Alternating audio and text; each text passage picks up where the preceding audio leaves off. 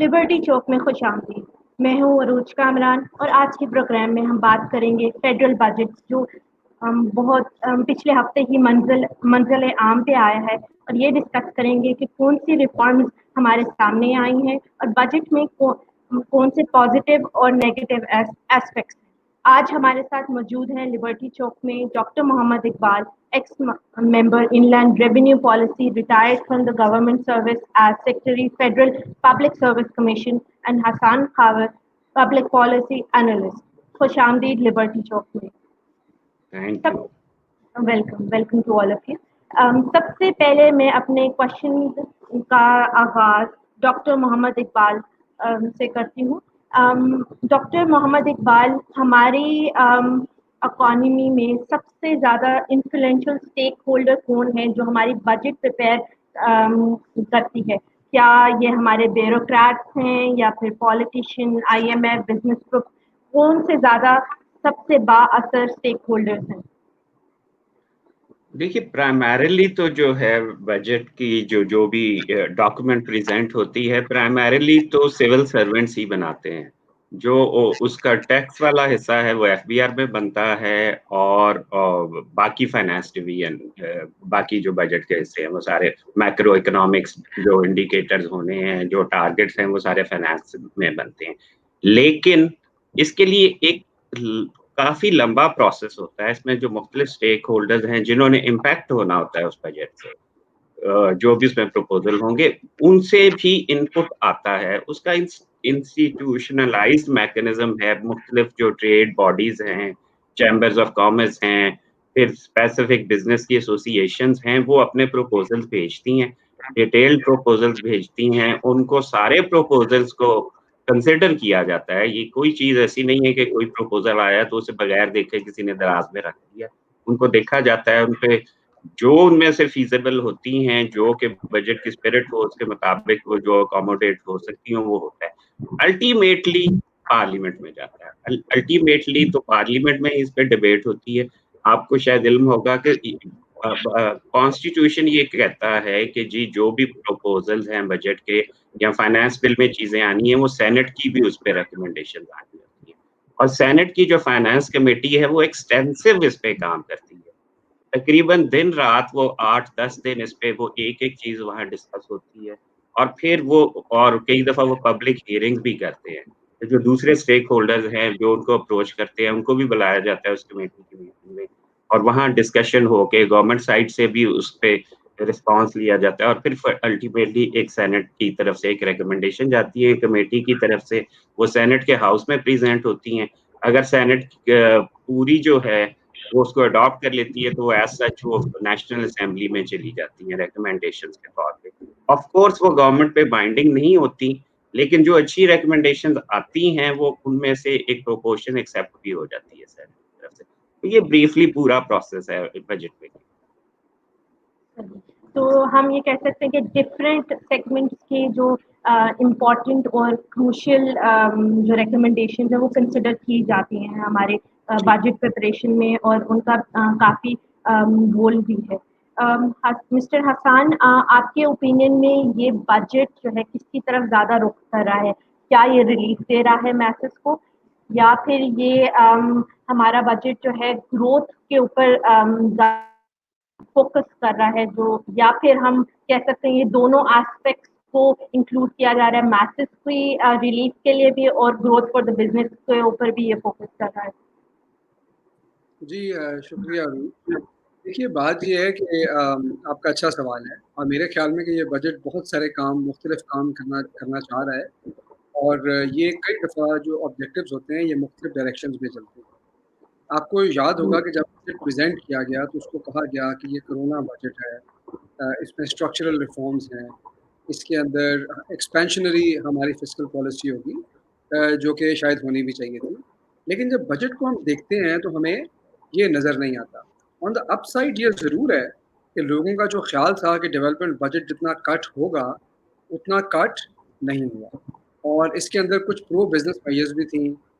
Tax कुछ जो आपकी रेगुलेटरी ड्यूटीज़ हैं उनको कम किया गया है, कोई नया टैक्स नहीं लगाया गया। मेरे ख्याल में ये काबिल तारीफ़ बात है और उसके अलावा कुछ फिस्कल स्पेस क्रिएट करने की भी कोशिश की गई है, स्पेशली अगर आप देखें तो सब्सिडीज़ की मद में काफ़ी पैसे उन्होंने कम किए हैं। वो सवाल उस पे ये उठता है कि अगर उन्होंने पावर सेक्टर की सब्सिडीज़ 100 अरब कम की हैं, तो क्या लोगों के लिए बिजली के रेट बढ़ाए जाएँगे जैसे-जैसे साल गुज़रेगा या नहीं? तभी ये मटीरियलाइज़ होंगी। लेकिन इसकी डाउन साइड ये है कि जब आप देखते हैं कि ये डेवलपमेंट का जो काम है और ये सारा ये कैसे होगा, तो इसमें 2 चीज़ें ऐसी हैं जो समझ से बालातर हैं। एक चीज़ उसमें ये है कि इसमें जो एफबीआर का रेवेन्यू टारगेट बताया गया है, वो 4.9 या 5 ट्रिलियन या 5 खरब के करीब है। डॉक्टर साहब इस पे ज़्यादा बात कर सकते हैं। वो रियलिस्टिक टारगेट नहीं लगता। अगर तो देखें ये इकोनॉमी का पहिया अब चल पड़ा अगर 1 जुलाई से कुछ ना कुछ, तो शायद आप कहीं 4.5 ट्रिलियन 4.4 के करीब पहुँच जाएँगे। लेकिन अगर 2-3 महीने का और ब्रेक लगा तो ये हो सकता है कि हम 4.1 के पास रहें। उसके अलावा ये कहा गया है कि तकरीबन 250 अरब रुपया जो है, वो प्रोविंशियल सरप्लस होगा। जब आप सूबों को देखते हैं तो पंजाब ने तो शो किया है फाइनेंसिंग के बाद कि जी हम 125 अरब सरप्लस देंगे, लेकिन बलूचिस्तान तो 87 अरब का डेफ़िसिट दिखा रहा है। केपी का बजट बैलेंस्ड है। तो अगर ये मिला के कोई 1 सवा ट्रिलियन का गैप आ जाता है तो ये कहाँ से पूरा होगा? और क्या इससे डेवलपमेंट बजट कटेगा कि नहीं कटेगा? मेरे ख़्याल में ये बहुत बड़े सवाल हैं बजट के ऊपर जो कि एनालिस्ट पूछ रहे हैं और मेरे ख़्याल में कि इसका जवाब अभी तक शायद सामने नहीं है। ठीक है। डॉक्टर इकबाल, काइंडली आप ये मुझे बताएँ कि आपकी राय में इस बजट में सबसे पॉज़िटिव और एक नेगेटिव पहलू क्या है? देखिए अगर मैं हसन साहब की बात को थोड़ा-सा आगे बढ़ा लूँ ना, तो नेगेटिव पहलू आपको खुद नज़र आ जाएगा। मेरा ज़ाती ख़्याल है कि इसमें जो भी टारगेट्स रखे गए हैं मैक्रो इकोनॉमिक, वो शायद अचीवेबल नहीं है, कोई भी अचीवेबल नहीं। हम अगर एफबीआर के रेवेन्यू की हसन साहब ने भी बात की थी, एफबीआर का जो रेवेन्यू टारगेट है, तो देखिए ना फ़ोरकास्टिंग रेवेन्यू फ़ोरकास्टिंग होती कैसी है? उसके बाकायदा मॉडल है, वो कोई वो अंदाज़ों पे बात नहीं चलती। कि आपकी ऑटोनोमस ग्रोथ क्या होगी, यानी कि जीडीपी में क्या ग्रोथ आएगी, इन्फ्लेशन कितनी होगी, इंपोर्ट्स का क्या वॉल्यूम होगा और आपने रेवेन्यू मेजर्स कितने लिए, जिसे नया टैक्स लगाना कहा जाता है।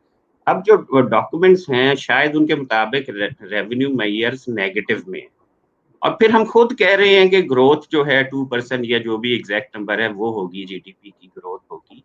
तो फिर ये कहाँ से इतना ज़्यादा जो इंक्रीमेंटल रेवेन्यू आप बजट कर रहे हैं, वो कहाँ से आएगा? अब जब वो नहीं आएगा, तो जैसे इन्होंने इन्होंने इसको अलहदा किया है, हसन साहब कह रहे हैं कि जो सूबों ने सरप्लस देना है। सूबों का जो बजट बनता है, उसका एक मेजर जो उसमें इन्फ्लो आना है, वो एफबीआर के रेवेन्यूज़ का ही आना है। जब एफबीआर के रेवेन्यूज़ नहीं आएँगे, तो सूबों के लिए शायद अपने एक्सपेंसेस पूरा करना मुश्किल हो जाएगा। तो सरप्लसेस कहाँ से लाएँगे? प्रॉब्लम ये होता है बजट मेकिंग में इस तरह फाइनेंस मिनिस्ट्री काम करती है कि वो कुछ चीज़ें पहले ले लेती है गिवन एक्सपेंडिचर पता है हमें। एक्सपेंडिचर में फ्लेक्सिबिलिटी शायद इतनी ज़्यादा नहीं होती। जो आपने डेट सर्विसिंग पे लगाना है, जो आपने डिफेंस पे लगाना है, जो सिविल गवर्नमेंट को चलाने पे एक्सपेंडिचर होना है, वो होना है। फिर वो उनकी एक ख़्वाहिश होती है कि जी हमने फिस्कल डेफिसिट ये रखना है, ये टारगेट करना है। ये दोनों चीज़ें जब गिवन हो गई, तो फ्लेक्सिबल एक ही चीज़ रह जाती है, वो एफबीआर का रेवेन्यू। अब वो जो इक्वेशन को बैलेंस करने के लिए एक आर्बिट्रेरी नंबर हम ले आए कि ये एफबीआर करेगा। जबकि वो हालात ऐसे नहीं है कि एफबीआर वो करेगा, तो पूरी की पूरी आपकी बजट मेकिंग एक्सरसाइज़ जो है वो शायद हार्श लफ़्ज़ होगा, फ्यूटाइल बन जाती है। कि जब आप रियलिटी पे नहीं चलेंगे, जब आप इकोनॉमिक मॉडल्स पे नहीं ये फ़ोरकास्ट करेंगे कि एफबीआर का क्या रेवेन्यू होना है और उसके मुताबिक आप एक इक्वेशन को बनाएँ ना। बजाय इसके कि जो भी हमारा बचता है, रेज़िडुअरी जो बच रहा है, वो हमने एफबीआर के खाते में डाल दिया और उसकी वजह से आपकी पूरी इकोनॉमी सफ़र करती है। अगर आप गौर करें तो जो पिछले साल की इस साल तो चले हम कह देते हैं ना कि जी 3 या 4 महीने हम पैंडेमिक की वजह से सफ़र कर दिया। पिछले साल क्या हुआ था? पिछले साल की ग्रोथ क्या थी इकोनॉमी की? क्या इकोनॉमी जो पूरी तरह से मैं फिर शायद सख्त लफ़्ज़ कहूँगा कि डेसिमेट कर दी हमने। किस किस को अचीव करने के लिए वो एक एलूसिव फिगर हमने डाल दी थी कि 5.5 ट्रिलियन करना है। जो कि जितने लोगों को भी थोड़ी बहुत समझ थी, वो कहते थे कि ये किसी सूरत में नहीं हो सकता 5.5 ट्रिलियन। जब आप पहले दिन से एक ऐसे जो अनअचीवेबल टारगेट को चेज़ करना शुरू करते हैं, तो आप पूरी इकोनॉमी को डिस्टॉर्ट कर देते हैं। अब जो एफबीआर की फील्ड ऑफिसेज हैं जिन्होंने अल्टीमेटली वो कलेक्शन करनी है, एफबीआर हेडक्वार्टर ने तो कोई कलेक्शन नहीं करनी। जब उनको एक ऐसा टारगेट नजर आता है तो पहले दिन से उनकी कोशिश होती है कि हम मार धाड़ शुरू कर दें। और जितनी भी टैक्स मशीनरी के खिलाफ शिकायतें आती हैं कि जी एडवांस लोगों से ले लेते हैं, बहुत ज्यादा कोर्सिव मेजर्स इस्तेमाल करते हैं, बैंकों से पैसे निकलवा लेते हैं, उनकी मजबूरी हो जाती है। आप उनके गले में ये वो डाल देते हैं फंदा, जिससे उनको निकलने के लिए वो सारा कुछ करना पड़ता है जो अल्टीमेटली इकोनॉमी को इफेक्ट करता है। तो वो जो हमने टारगेट पिछले साल लिया था एफबीआई आईएमएफ के कहने पे, आईएमएफ को बात समझाई जा सकती है, वो बड़े समझदार उनके पास फिस्कल इकोनॉमिस्ट होते हैं, उनको आप समझा सकते हैं इकोनॉमी की ये पोटेंशियल है, इसमें से इतना ही रेवेन्यू निकल सकता है। अब उस रेवेन्यू देखें, अल्टीमेटली मेन ऑब्जेक्टिव रेवेन्यू की बजाय ना इकोनॉमी की ग्रोथ होनी चाहिए। और खास तौर पे जब इस एनवायरनमेंट में हम हैं, जबकि स्लगिश हुआ है सब कुछ, लोगों के बिजनेसेस नहीं चल रहे, तो रेवेन्यू को मेन ऑब्जेक्टिव नहीं बनाना चाहिए। रेवेन्यू को आप एक बाय प्रोडक्ट लें इकोनॉमिक ग्रोथ के, जो कि सस्टेनेबल मॉडल होना चाहिए कि इकोनॉमी ग्रो करेगी तो रेवेन्यू भी साथ साथ आएगा। अगर आप रेवेन्यू को एक बड़ा ऑब्जेक्टिव बना लेंगे और उसके लिए आप इकोनॉमी को स्केपगोट बनाने के लिए तैयार हो जाएंगे, तो फिर यही मसाइल होंगे। तो इस वक्त जो सबसे जरूरी बात था बजट मेकिंग में, जो ये होना चाहिए था, वो ये नहीं होना चाहिए था कि ये अकाउंटिंग एक्सरसाइज है जिसमें हमने एक्सपेंडिचर को और वो रेवेन्यूज को बैलेंस करना है। उसमें एक इकोनॉमिक विजन होनी चाहिए थी कि जिस ट्रैप में हम फंस गए हैं, इकोनॉमी फंसी हुई है, इससे क्या कैसे निकलना है। अनफॉर्चुनेटली जो सबसे बड़ी बात है, मुझे वो नहीं नजर आ रहा कि कैसे हम इकोनॉमी को रिवाइव करने की कोशिश करेंगे और कि कुछ हम सस्टेनेबल, जो कोई अचीवेबल किस्म के जो हैं टारगेट्स, उनको टारगेट करें और उनको चेस करें, बजाय इसके कि एक हम हवा में किला बना लें और उसको अचीव करने की कोशिश करें। वो मेरे ख्याल में पॉसिबल नहीं होगा। तो इसलिए ऐसे कि पिछले साल भी हुआ था कि पिछले साल को इकोनॉमिक ग्रोथ की, जीडीपी ग्रोथ की पहले कोई बड़ी फिगर दी गई थी, बाद में खुद पाकिस्तान ब्यूरो स्टैटिस्टिक्स उसे 1.8 पे या 2% से भी नीचे ले आया। अब आप खुद गौर करें कि 1.8% ग्रोथ उस साल हुई है जब कोई पैंडेमिक नहीं थी, कोई कुछ नहीं था। उसमें मेरे हिसाब से वो जो एफबीआर को टारगेट दिया गया था ना, उसका बहुत बड़ा हाथ था। उस टारगेट को अचीव करने के लिए 735, जो प्रेस में रिपोर्ट हुआ है कि 735 बिलियन के नए टैक्स मेजर्स लिए गए थे। अगर उन मेजर्स को हम तफसील से देखें तो उनमें वो 735 बिलियन का पोटेंशियल बिल्कुल नहीं था। उनमें से शायद आधा भी ना आया हो जो टारगेट किया गया था कि इस साल हमें आएगा, एडिशनैलिटी आएगी, क्योंकि आप एक वो पूरी एक्सरसाइज ही जो है वो रियलिटी पे बेस करके नहीं कर रहे थे, वो एक फिक्शनल एक्सरसाइज थी सारी। और इसी तरह अगर हम इस साल भी करेंगे तो फिर उसका रिजल्ट को डिफरेंट नहीं आ सकता। जब आप एक ही गलती, वही गलती दोबारा दोहराएंगे और एक्सपेक्ट करें कि इसका रिजल्ट बेहतर होगा, तो वो नहीं हो सकता। ये प्रॉब्लम है सारा। इकबाल, आपने मेंशन किया कि टैक्स के हवाले से हमारे काफ़ी अनअचीवेबल टारगेट्स सबमिट किए गए हैं, और उसके अलावा आपने एक और पॉइंट भी मेंशन किया कि रेवेन्यू जो है हमारे बाय प्रोडक्ट होना चाहिए इकोनॉमी का। तो हम इकोनॉमिक ग्रोथ की तरफ किस तरीके से जा सकते हैं? आपकी क्या राय है इस हवाले से? देखिए, हम अगर टैक्सेस की बात ही करते हैं ना, तो कुछ पिछले साल ऐसे मेजर्स लिए गए थे कि जो इकोनॉमी की ग्रोथ को स्टंट करने वाले थे। मैं ये एक्सपेक्ट कर रहा था कि जब इस साल हमने एक पोस्ट पैंडेमिक या ड्यूरिंग पैंडेमिक वाला बजट बनाना है, तो हम वो मेजर्स को वापस लेते।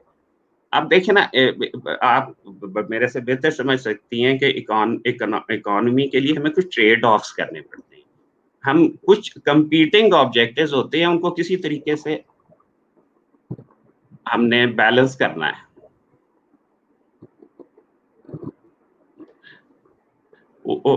मेरी आवाज आ रही है आपको? आपकी आवाज अभी बीच में कट हो गई थी, अच्छा जी, वो थोड़ा सा हो गया था, अब ठीक हो गया। अच्छा जी, वो मेजर्स जो लिए गए थे कि जो इकोनॉमिक एक्टिविटीज को जिन्होंने रोका था, उन मेजर्स को रिवर्स करना चाहिए था। अनफॉर्चुनेटली हम ये तो कह रहे हैं ना कि जी हमने कोई नए टैक्सेस नहीं लगाए, लेकिन अगर आप टेक्निकली इस पे गौर करेंगे तो इसमें कुछ प्रॉब्लम्स हैं कि जो कि इकोनॉमिक एक्टिविटी को फर्दर जो है स्लो डाउन। अब देखिए, जो मैं कंपीटिंग ऑब्जेक्टिव्स की बात कर रहा था, एफबीआर का भी दिल चाहेगा, हर इकोनॉमिस्ट का दिल चाहेगा कि इकोनॉमी को पूरी तरह डॉक्यूमेंट करें। लेकिन अगर इकोनॉमी को डॉक्यूमेंट करने की परसूट में हम इकोनॉमिक एक्टिविटी को रोक देंगे तो वो शायद अच्छी बात नहीं होगी। आइडियली इन ए प्योरेस्ट अगर किसी के ज़हन के मुताबिक होगा तो हर ट्रांजैक्शन डॉक्यूमेंट होनी चाहिए। लेकिन रियलिटी हमारी ये है कि हमारा एक बहुत बड़ा सेक्टर जो है अनडॉक्यूमेंटेड भी है। उनसे टैक्स लेने के लिए हमने मुख्तलिफ तरीके पहले से भी बनाए हुए हैं कि हम कोई इनडायरेक्ट टैक्सेस ले लेते हैं, कुछ विथहोल्डिंग टैक्सेस ले लेते हैं कि जो उनको काम करने से नहीं रोकते।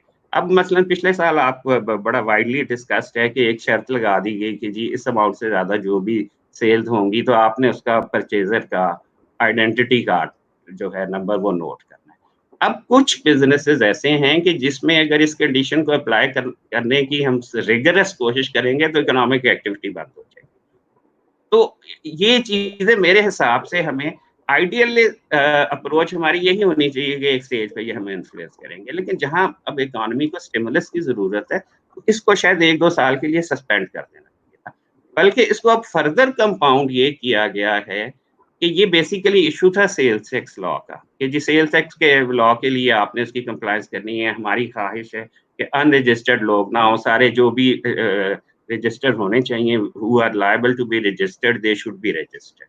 इसके लिए हमने सेल्स टैक्स में ये मुहैया लिया कि ये जो हमने सीएनआईसी की कर दिया।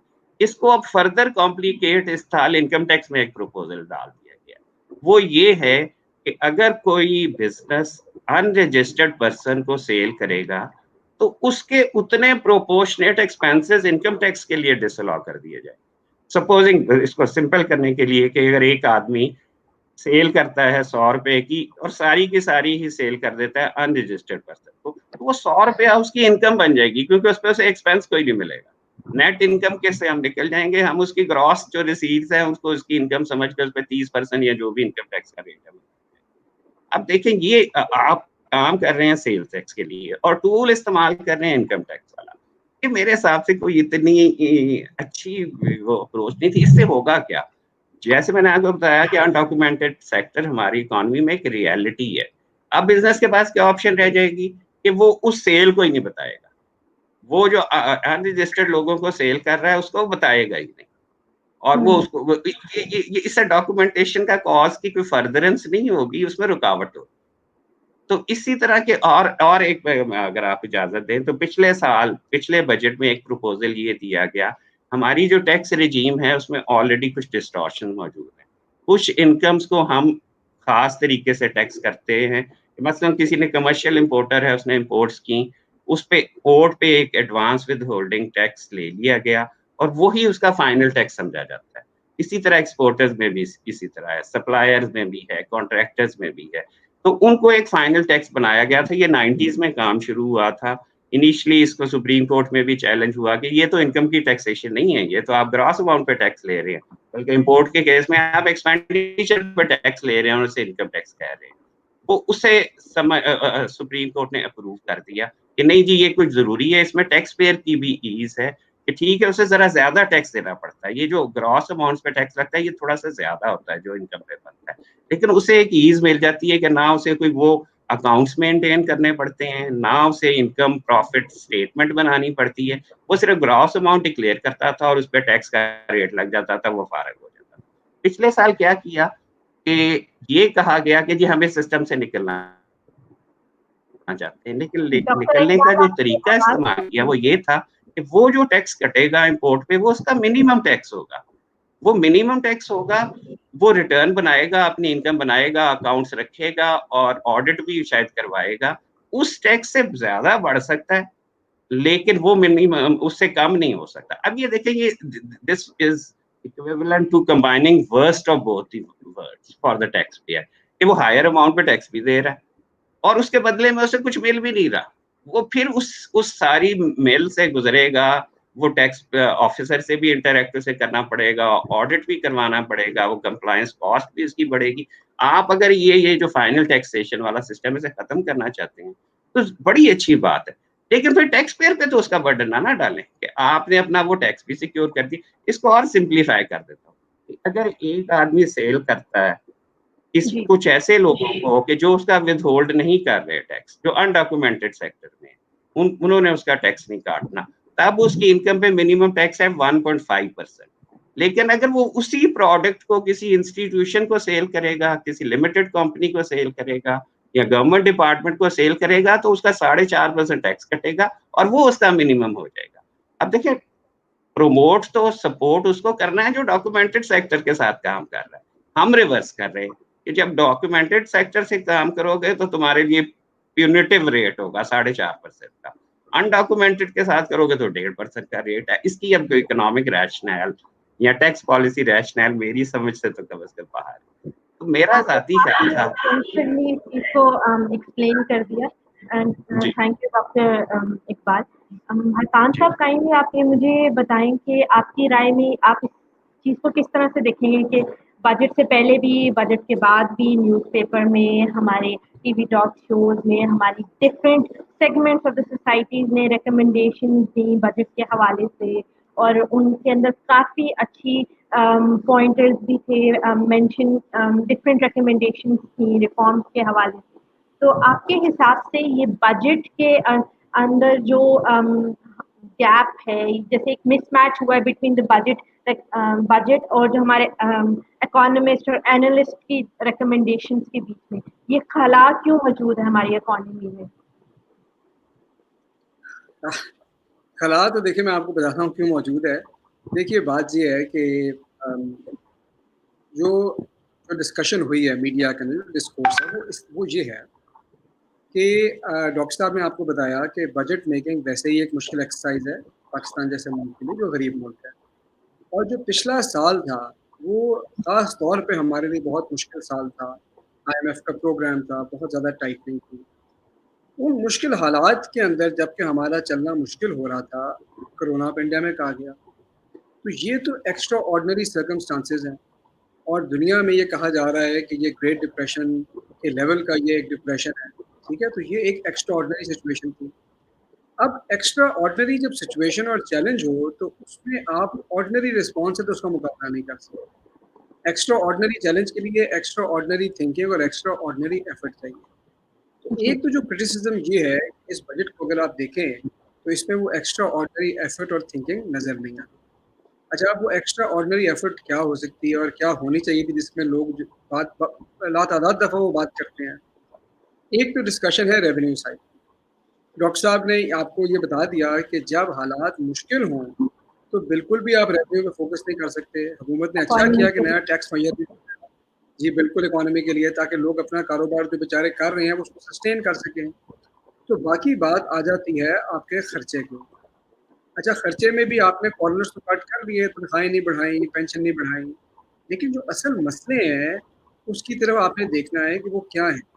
मसलन क्या आपकी जो स्टेट ओन्ड एंटरप्राइजेज़ हैं वो ब्लीड कर रही हैं? क्या आपने सारी पॉलिटिकल पार्टीज़ मिलके बैठी हैं, आपने उन्हें कन्विंस किया कि भाई अब ये वक़्त आ गया है, अब हम ढीले बहाने नहीं कर सकते, हमें इनको अब बेचना पड़ेगा, प्राइवेटाइज़ करना पड़ेगा। क्या आप पावर सेक्टर के रीस्ट्रक्चरिंग के ऊपर ये बैठे कि ये जो सर्कुलर डेट है ये हमें अब ट्रिपल कर रहा है, अब हम इसमें नहीं चल सकते, हमें इसको करना पड़ेगा।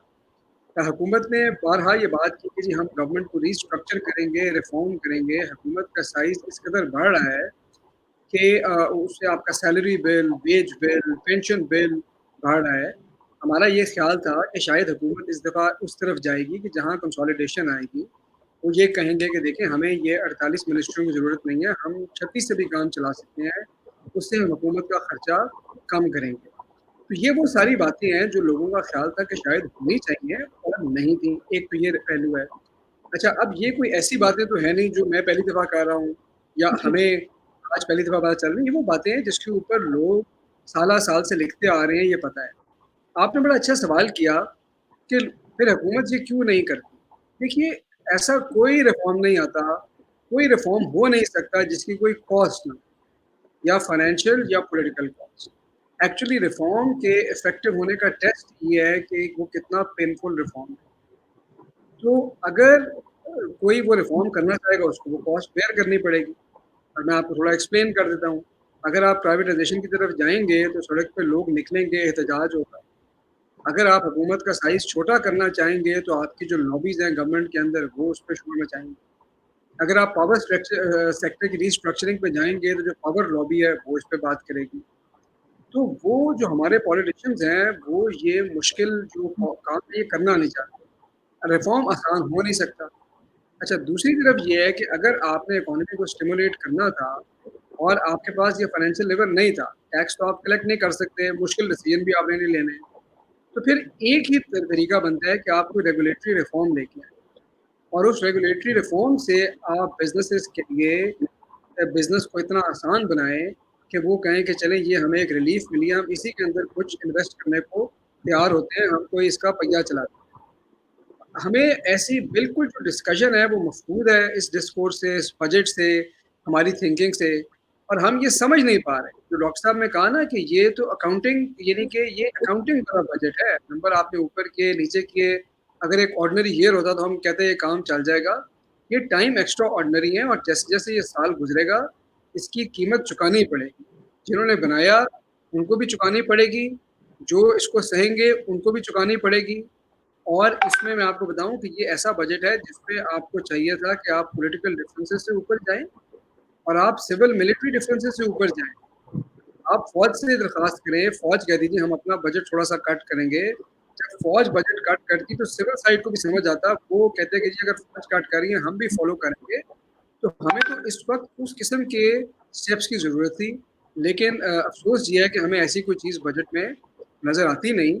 और ये जो जी। बजट है ये ऐसे चलेगा, ये आप देखेंगी कि 3-4 महीने बाद जब पेंडेमिक का ज़ोर टूटेगा, रेवेन्यू की फिगर्स ज़्यादा एक्यूरेट आएँगी, ये समझ आएगी कि क्या करना है, तो फिर ये या तो मिनी बजट या कोई और तरीके से चलेंगे। अभी भी आप देख लें कि पेट्रोल की प्राइस बढ़ गई रात को, इंक्रीज उससे हुई है। पेट्रोल, आपने यकायक मॉनेटरी पॉलिसी में आपको 1% इंटरेस्ट रेट कम करना पड़ा और उससे आपकी इंटरेस्ट कॉस्ट कम होगी।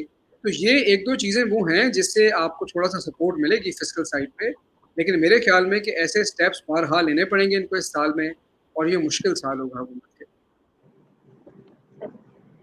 डॉक्टर मोहम्मद इकबाल, जैसे हसन साहब ने कहा कि हमें रेगुलेटरी रिफॉर्म्स लेके आने पड़ेंगे और ये भी उन्होंने रिकमेंड किया कि शायद इस साल के दौरान आगे फ्यूचर में हमें मिनी बजट की भी ज़रूरत पड़ेगी। तो ये जो रिकमेंडेशंस का जो गैप है और जो आगे फ्यूचर वे फॉरवर्ड है, इस हवाले से आपका क्या राय है?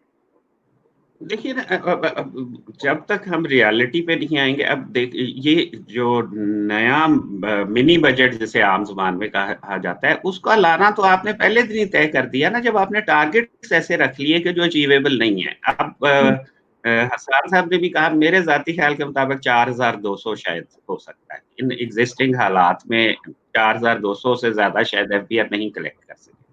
लेकिन आप एम कर रहे हैं, टारगेट कर रहे हैं 4963 पे। तो इसके लिए जब 2-3 साल की, 2-3 महीनों की जब फिगर्स आएंगी कलेक्शन की, तो फिर गवर्नमेंट पे एक कंपल्शन बन जाएगी कि जी अब नया बजट लेके आए, नए हमको टैक्स मेजर्स लाएं, नए रेवेन्यू मेजर्स लाएं, जो कि इकोनॉमी को फर्दर जो है इम्पैक्ट करेंगे, एडवर्सली इम्पैक्ट करेंगे। और ये एक हम विशियस साइकिल में जा रहे हैं। इधर से रेवेन्यू कम होगा, उसको बढ़ाने के लिए इकोनॉमी को फर्दर जो है उस पे बोझ डाला जाएगा, उससे फिर इकोनॉमिक एक्टिविटी फर्दर मुतासर होगी, जिससे फिर रेवेन्यू कम होगा। तो ये इस साइकिल से निकलने के लिए एक तो मेरा ख्याल है ज़रूरी है कि अगर इस वक़्त क्लियरली बता दिया जाए कि हमारे ये मसाइल हैं, हम इन इकोनॉमिक मसाइल में दुश्वार हैं, जिस जो कि हमारी ऑफ आवर मेकिंग नहीं थे, ये पैंडेमिक की वजह से ये सूरत-ए-हाल होगी, एक्सपोर्ट्स नहीं हो सकती हमारी, इंपोर्ट्स पे भी कुछ इम्पैक्ट आएगा। तो हम एक ये समझ लें, एक दफ़ा ही तय कर लें कि मसाइल हैं और इन मसाइल के लिए हर किसी को बेल्ट टाइटनिंग करनी पड़ेगी। जब ये नज़र आए, और जैसे कि हसन साहब भी कह रहे थे कि हम रनिंग ऑफ जो गवर्नमेंट का एक्सपेंडिचर है ना, अब मसलन ये बताइए मुझे कि जब डेवोल्यूशन हुई, मच मलाइंड जो 18th अमेंडमेंट है, उसके बाद डिवॉल्व हो गए बहुत सारे सब्जेक्ट। वो जो मिनिस्ट्रीज फेडरल गवर्नमेंट में थी, उनका थोड़ा-सा नाम बदल के वो अभी तक मौजूद है उसी तरह। उनको क्यों नहीं डिवॉल्व करके, उनको क्यों नहीं भेज दिया गया? आप एग्रीकल्चर की मिनिस्ट्री को आप फूड सिक्योरिटी की मिनिस्ट्री आपने कहना शुरू कर दिया। तो ये तो अब जो कुछ लॉजिकल चीज़ें होती हैं, जब आप एक स्टेप ले लेते हैं, तो फिर उसके कुछ लॉजिकल आउटकम्स होने चाहिए। वो लॉजिकल आउटकम उसका ये होना चाहिए था कि size of the federal government कम किया जाता उसके साथ। चलें उस जी। वक़्त नहीं किया गया, उस वक़्त कंपल्शन थी। प्रॉब्लम सिर्फ हमारा वो जो पॉलिटिकल एक वो जो है सारे लोगों का पॉलिटिशियंस का एक पेज पे जब एक गवर्नमेंट होती है वो एक रिफॉर्म लेना चाहती है तो सारी ऑपोजिशन उसके खिलाफ होती है। ऑपोजिशन जब गवर्नमेंट में आती है तो फिर भी वही रिफॉर्म लेना चाहती है क्योंकि वो रीजनेबल रिफॉर्म होती है। इस वक़्त उस वक़्त कल की जो गवर्नमेंट है वो ऑपोजिशन में होती है, वो उसको अपोज़ कर रही होती है। इस ट्रैप से किसी न किसी तरीके से हमें निकलना पड़ेगा। हमारी जो एलीट्स हैं उनको निकलना पड़ेगा, उनको तय करना पड़ेगा कि कुछ चीज़ें नॉन पार्टिसन होनी चाहिए। प्राइवेटाइज़ेशन अगर ज़रूरी है, तो अगर कल मुस्लिम लीग की गवर्नमेंट करना चाह रही थी प्राइवेटाइज़ेशन, उसको अपोज़ किया गया, आज मौजूदा गवर्नमेंट करना चाह रही है, उसको वो लोग अपोज़ करेंगे, तो ये कोई सस्टेनेबल मॉडल नहीं होगा। इसी तरीके से बैठ के कुछ चीज़ों पे कंसेंसस किया जाए। जैसे कुछ लोग शायद वो भी कहते हैं कि ये हम कोई कोई एक इकोनॉमी पे जो है कुछ चीज़ों पे हम एग्रीमेंट कर लें और फिर एक हम सस्टेनेबल पॉलिसीज़ बनाएँ जो कि अगले 10-20 साल चलती रहे। लेकिन अगर हमने पाकिस्तान को ठीक करना है तो हमें कोई 7-1% की जीडीपी की ग्रोथ चाहिए कंसिस्टेंटली कुछ डेकेड्स के लिए। फिर ही जी। पाकिस्तान एक डेवलपिंग मुल्क बन सकता है। तो ये सिर्फ 5 साल की अगर आप प्लानिंग करेंगे या 3 साल की या 1 साल की प्लानिंग करेंगे उससे इकोनॉमी के मसले हल नहीं होंगे। ये थोड़ा-सा लॉन्ग टर्म बेसिस पे हम जैसे आपने मेंशन किया कि बहुत ज़्यादा कंस्ट्रेंट्स हैं, बहुत ज़्यादा मुश्किलात आती हैं जब रिफॉर्म्स लाने की कोशिश कर रहे होते हैं। ये तो हो गए बजट के बहुत सारे ऐसे पहलू जो गवर्नमेंट की ऊपर कंस्ट्रेंट्स आ जाती हैं। हम कुछ इन मिनटों में ये भी डिस्कस कर लेते हैं कि बजट के हवाले से कौन से पॉजिटिव एस्पेक्ट्स आपको इस साल नज़र आ सकते हैं और कौन से पॉजिटिव पहलू और रिफॉर्म्स लाए गए हैं इस बजट में? देखिए ना, ये सबसे पॉज़िटिव बात वो हसन साहब ने भी उसकी तरफ इशारा किया था, जो कि हम टैरिफ कुछ रिड्यूस कर रहे हैं ना रॉ मटेरियल्स पे, जी। उसकी डिटेल अभी मुझे देखने का मौका नहीं मिला और दूसरी इम्पोर्टेंट बात ये है कि अभी तो बजट जो है वो पास नहीं हुआ। जैसे मैं आपको बता रहा था कि प्रोसेस ये होता है कि प्रपोज़ल फिर जाते हैं पार्लियामेंट में डिस्कस होते हैं, उसके बाद उसमें कुछ चेंजेज़ भी होती हैं। तो जी। शायद ज़्यादा एप्रोप्रिएट मौका वो हो कि जब ये कल या परसों जब वो बजट पास हो जाएगा, तो तब हमारे पास बिल्कुल क्लैरिटी में आ जाएगी। लेकिन ये बहुत ही अच्छा स्टेप है अगर वाक़ई रॉ मटेरियल्स पे और उन रेलेवेंट रॉ मटेरियल्स पे हमने इम्पोर्ट ड्यूटीज़ और रेगुलेटरी ड्यूटीज़ कम की हैं। लेकिन उसको भी उसमें भी फिर वो ट्रेड ऑफ्स होते हैं कि क्या वो रॉ मटेरियल कहीं यहीं यहीं उसका इक्विवेलेंट प्रोडक्ट यहाँ तो नहीं बन रहा। हम किसी ऐसी चीज़ पे तो नहीं इम्पोर्ट पे रियायत दे रहे कि जो कि हम यहाँ भी बना सकते हैं। तो ये एक डिटेल्ड एनालिसिस है लेकिन प्रिंसिपली ये बड़ी अच्छी बात है कि हम रॉ मटेरियल्स पे कस्टम ड्यूटीज़ और रेगुलेटरी ड्यूटीज़ कम करें, क्योंकि हमने पिछले साल और अभी तक भी जो हमारा काम चला है वो ये था कि हमने करंट अकाउंट डेफिसिट को कंट्रोल करने के लिए इम्पोर्ट्स को की कंप्रेशन बहुत ज़्यादा कर दी। हमारी इकोनॉमी जो है वो बहुत ज़्यादा इम्पोर्ट डिपेंडेंट है। मुख्तलिफ इंडस्ट्रीज़ के लिए रॉ इनपुट्स जो हैं वो हम इम्पोर्ट करते हैं, कैपिटल गुड्स हम इम्पोर्ट करते हैं। तो जब हमने उस उन इम्पोर्ट्स को भी रोक दिया, उस सीएडी को खत्म करने के लिए या ट्रेड ड बैलेंस को बेहतर करने के लिए, तो उससे हमारी डोमेस्टिक इकोनॉमी भी बड़ी हिट हुई। और हमारी एक्सपोर्ट इंडस्ट्री भी जो है, वो भी बहुत ज़्यादा रिलाय करती है इम्पोर्टेड इनपुट्स पे। टेक्सटाइल सबसे बढ़िया है, उसके लिए केमिकल्स, डाइज़, मशीनरी सारी चीज़ें इम्पोर्ट तो अगर हम थोड़ा-सा अब उस ऑब्सेशन से निकल आएँ करंट अकाउंट को कंट्रोल डेफ़िसिट को कंट्रोल करने के लिए और थोड़ी-सी लिबरलाइज़ करें उन इम्पोर्ट्स को कि जिनकी डोमेस्टिक इंडस्ट्री को ज़रूरत है, तो वो बेहतर होगा और ये कुछ स्टेप्स इसमें लिए गए हैं, ये एक पॉज़िटिव स्टेप है। इसको अगर हम लॉजिकली कंक्लूजन पे ले जा सकें तो कुछ बेहतर होगी इकोनॉमी।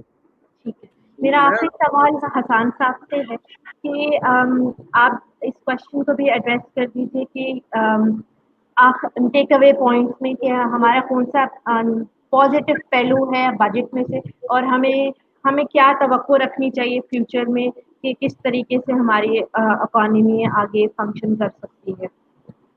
जी, मैं बिल्कुल डॉक्टर साहब की बात को कुछ आगे बढ़ाना चाहता हूँ कि टैक्स साइड की बात करते हैं। इसी तरह मैंने आपको एक पहलू की तरफ पहले निशानदेही की कि इस दफ़ा जो सब्सिडी है पावर सेक्टर की, वो 100 अरब कम दिखाई गई है। तो अगर तो ये सब्सिडी रिफ़ॉर्म की तरफ बात जा रही है, जहाँ पे ये पूरा सिलसिला ज़्यादा सस्टेनेबल हो, तो मेरे ख़्याल में ये एक अच्छा पहलू है। लेकिन अभी तक वो एनर्जी प्राइसिंग के ऊपर बात सामने आई नहीं, लेकिन अगर वो आती है तो मेरे ख़्याल में ये एक पॉज़िटिव चीज़ है। उसके अलावा भी 3-4 ऐसी चीज़ें हैं, जो कि बज़ाहिर शायद छोटी हैं, लेकिन उनकी बहुत सिग्निफ़िकेंस है बजट के हवाले से। एक देखिए ये है कि कई सालों से हमारे मुल्क में अब ये प्रैक्टिस हो चुकी थी कि जब आप कोई डेवलपमेंट प्रोजेक्ट पीएसडीपी में लेके जाएँगे, तो आप बगैर तैयारी के 100, 200 अरब, 300 अरब या 50 अरब या छोटा भी प्रोजेक्ट हो आपने वहाँ पार्क कर दिया। ना उसको अप्रूव किया, ना उसका पीसी-1 बना और आपने असेंबली से एक्सपेक्ट किया कि वो अप्रूव कर दें। तो ये अनअप्रूव्ड प्रोजेक्ट्स का जो एक ट्रेंड था, वो बहुत चल पड़ा था कई डेकेड्स। बहुत सालों के बाद ये हुआ है पहली दफ़ा कि पीएसडीपी के अंदर इस दफ़ा तमाम अप्रूव्ड प्रोजेक्ट्स शामिल किए गए हैं। मेरे ख़्याल में ये बहुत अच्छी बात है। और इसके अलावा जो मैं आपसे एक और बात कहना चाह रहा था, वो ये है कि अगर आप इस बजट को देखें, तो 3 नई स्टेटमेंट्स बजट के अंदर ऐड की गई हैं। एक कंटिंजेंट लायबिलिटीज़ के ऊपर, एक फिस्कल रिस्क के ऊपर और एक टैक्स एक्सपेंडिचर के ऊपर। ये मेरे ख़्याल में बहुत अच्छी प्रैक्टिस है, क्योंकि देखिए कंटिंजेंट लायबिलिटी एक ऐसी चीज़ है कि जो हुकूमत को शायद देनी पड़ सके। जो आपने पावर सेक्टर की या बाकी सेक्टर्स की गारंटीज़ इश्यू की हुई हैं, आपको बताना चाहिए अवाम को कि वो क्या गारंटीज़ हैं और वो क्या हुकूमत की वो लायबिलिटी क्रिएट करती हैं। तो पहली दफ़ा वो हुआ है।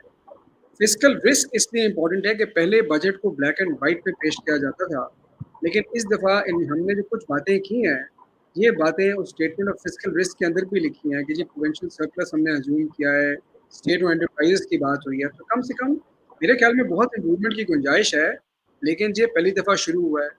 और टैक्स एक्सपेंडिचर इसलिए इम्पोर्टेंट है कि आपको ये पता है और डॉक्टर साहब ने भी आपको बताया है और वैसे भी कि टैक्स में बहुत तरह की छूट दी जाती है। कहीं पे आप इनकम टैक्स की छूट देंगे, कहीं पे आपको एसआरओ के ज़रिए छूट देंगे। तो ये ट्रांसपेरेंसी का ये तरीका है कि आप लोगों को बताएँ कि आपने जो ये छूट डिफरेंट इंडस्ट्रीज़ को, सिटीज़न्स को दी थी, उसका क्या साइज़ है। और ये पहली दफ़ा हुआ है कि हुकूमत ने बजट के अंदर एक statement of tax expenditure issue किया है। तो मेरे ख़्याल में ये वो बातें हैं जो बहुत पॉज़िटिव हैं और इनकी हमें बिल्कुल तारीफ़ करनी चाहिए, बल्कि हुकूमत से ये गुज़ारिश करनी चाहिए कि इनको मज़ीद रिफ़ाइन करें और इस इनिशिएटिव को आगे लें। Thank you so much, Dr. Muhammad Iqbal or Hassan Khabat, for explaining us कि बजट किस तरीके से उसके क्या पॉजिटिव एस्पेक्ट्स हैं और क्या नेगेटिव एस्पेक्ट्स हैं और इकोनॉमी को किस तरीके से हम बेहतरी की तरफ लेके जा सकते हैं। सिर्फ रेवेन्यू जनरेशन नहीं, हम ये इस सोच को लेके चलें कि रेवेन्यू हमारा बाय प्रोडक्ट है फॉर इकोनॉमी और इकोनॉमिक ग्रोथ, और इस तरह से हम एक्सपेक्ट भी करते हैं और हम ये भी देख रहे हैं कि बजट के अंदर बहुत सारे अच्छे पहलू भी के अंदर नज़र आ रहे हैं। Thank you for so much for joining us in this session and अल्लाह हाफ़िज़। अल्लाह हाफ़िज़।